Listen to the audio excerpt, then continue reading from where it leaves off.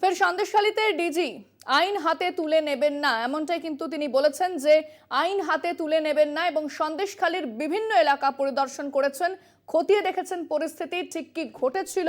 প্রত্যেক পরিস্থিতির খতিয়ে দেখেছেন ডিজি রাজীব কুমার এবং সঙ্গে রয়েছেন এডিজি সাউথ বেঙ্গল সুপ্রতিম সরকার। যার যার যে অভিযোগ আছে নেব, বুঝতে পেরেছেন? সঠিক হবে তো স্যার? একদম হবে 100%। এখানে যে কটা বাড়ি ঘুরেছে কাল হবে এটা বাড়িগুলো। যদি শুনুন, ফার্স্ট আবার যদি কারো কিন্তু যদি নিজের হাতে আইন নিয়ে যায়, বাস এটা ওনার ফোন নাম্বার নাও, ওদেরকে এটা তুমি এদের ওটা রেকর্ড করে নাও, ঠিক আছে? বসে এখনই ফোন নাম্বার, ঠিক আছে? ফোন নাম্বার বাড়ি তৈরি হয়ে যাবে, কিন্তু তার মানে এই নয় আপনি অন্যের বাড়ি ভাঙবেন, এটা মাথায় রাখবেন। না, ওটা তো যদি কেউ আপনাদের না থাকলে আমরা বারবার করে, কারণ কিছু স্পেসিফিক তার আবার আপনাদেরকে নিজের ভূমিকা একটু দেখতে হবে। আপনারা যে আমরা সবাই যারা আছি, আমাদেরকে রুল অফ ল এস্টাবলিশ করতে হবে। রুল অফ ল মানে এটা নেই কি আমার প্রতি অন্যায় হয়েছে তাহলে আমি অন্য লোকের প্রতি অন্যায় করতে পারি। ওটা যেটা আছে পদ্ধতি হিসাবে আছে, আর আমরা খুব সব জায়গায় করাচ্ছি। বলকি কিছু কিছু লোক যেটা চায় না কি মানুষের তাড়াতাড়ি সমস্যার সমাধান হয়, ওরা এরকম আর্টিফিশিয়াল কিছু কিছু জায়গায়, যেটা আমরা বুঝতে পারি কোন জায়গায় আর্টিফিশিয়াল আগুন লাগিয়েছে কোন জায়গায় মানুষ লাগিয়েছে, ঠিক আছে? আমরা এটা যে দূর চালাঘরে একটা লাগিয়ে পুরো আপনাদেরকেও বিজি করলো, আমাদের যে অফিসাররা আছে ওদেরকেও বিজি করলো, আর লোকের যেটা করলো কি লোককে প্ররোচনা দিয়ে কি ওদের তাড়াতাড়ি হয়ে যাবে।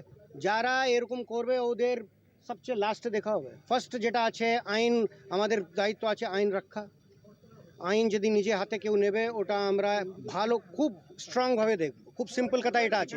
তো আজকে শুনুন না, সব কিছু করবো। দ্য অনলি থিং ইজ আপনার নিজের রোলও কি আমি কি মানুষকে আমরা প্ররোচনা দেবো কিছু কিছু দেবো, ইয়া আমরা সৎ পথে ওটা করবো। আমরা কালকে আমি আপনাকে এই জন্য বলছি, আজকে ফার্স্ট পেজে বেরিয়েছে কি ওখানে মানুষ মাঠ ক্যাপচার করেছে। আপনারা নিজের চিন্তা আপনারা তো ছিলেন ওখানে। এরকম যদি টেবিলে বসে ইয়েলো জার্নালিজম পেড জার্নালিজম করে ওটাও গলত আছে। আমাদের নিশ্চয়ই আমরা যদি যেরকম আপনারা দেখলেন একজন বললো আমার 1 বছর আগে একটা বাড়ি ভাঙচুর, আমরা ডেফিনেটলি দেখব, কিন্তু এর মানে নেই কি উনাকে অধিকার আছে কি উনি কারো বাড়ি ভেঙে দিতে পারেন। Thank you very much.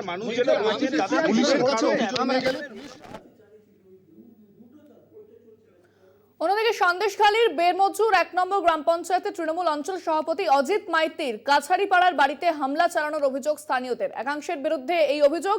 উচ্চ মাধ্যমিক পরীক্ষার্থী অজিত মাইতির মেয়েও আক্রান্ত হয় বলে অভিযোগ স্ত্রী লতা মাইতির। অভিযোগ গ্রামবাসীরা লাঠি দিয়ে ভাঙচুর চালায়, গাড়ি ভাঙচুর করে। অজিত মাইতিকে বেধড়ক মারধর করা হয় বলে অভিযোগ।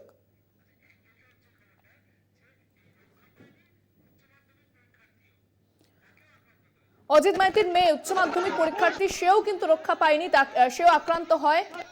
অজিত মাইতিকে বেধড়ক মারধর করার অভিযোগ ওঠে গ্রামবাসীদের বিরুদ্ধে। অজিত মাইতির দাবি বিজেপি নেতাদের উস্কানিতে আগুন ভাঙচুর লুটপাট করা হচ্ছে, জমি দখলের মিথ্যে অভিযোগ করা হয়েছে বলে দাবি করছেন অজিত মাইতি। সরকারি খাস জমিতেই মাছ চাষ করা হতো বলে জানান তিনি। সন্দেশখালীতে বিক্ষোভ, তৃণমূল নেতার বাড়িতে হামলা, রক্ষা পায়নি উচ্চ মাধ্যমিক পরীক্ষার্থী, অর্থাৎ তৃণমূল নেতা অজিত মাইতির মেয়েও রক্ষা পায়নি, সেও আক্রান্ত হয়।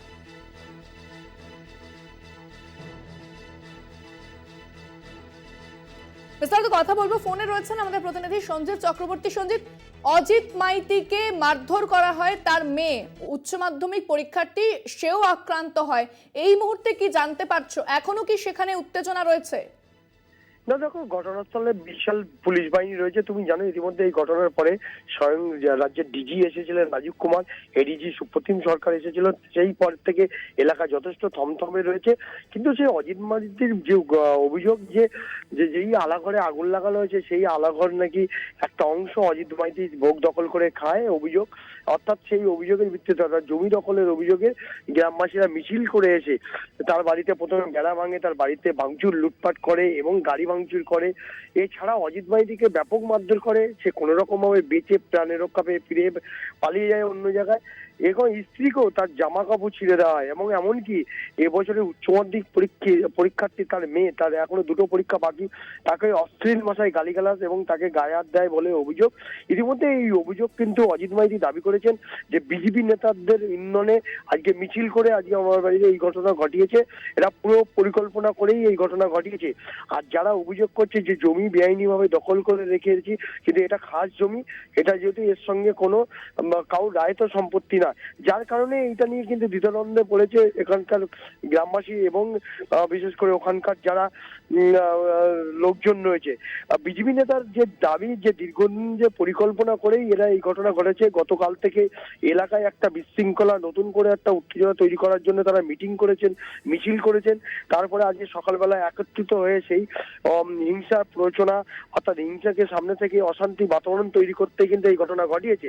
ইতিমধ্যে সেই অভিযোগের দায় কিন্তু বিজেপি নেতৃত্বের ওপরে তিনি দিয়ে দিয়েছেন।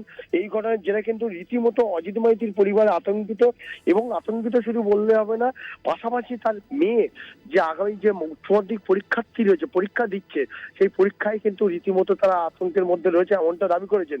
কিন্তু এই অভিযোগ কিন্তু অস্বীকার করেছে বিজেপি নেতৃত্ব। তারা বলছে গ্রামের স্বতঃস্ফূর্ত আন্দোলন, গ্রামের মানুষ এটা নিজেরাই তারা এই ঘটনা ঘটিয়েছে, এর সঙ্গে কোনো রাজনৈতিক কোনো পার্টি কালার নেই, অর্থাৎ রাজনৈতিক কোনো রং নেই, সব নিয়ে গোটা প্রক্রিয়ার উপর। একেবারে আপাতত ধন্যবাদ সঞ্জিত। কথা বললাম প্রতিনিধি সঞ্জিত চক্রবর্তীর সঙ্গে।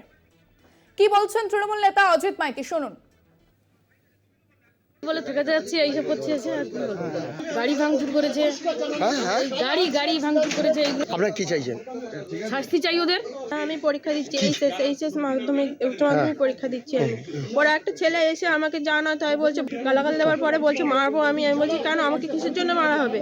বলতে ও চোরা হয়ে আমার উপরে মারতে আসছে ছেলেটা, আরো অনেক বাজে বাজে গালে ভাষায় আমাকে কথা বলেছে আমার উপরে।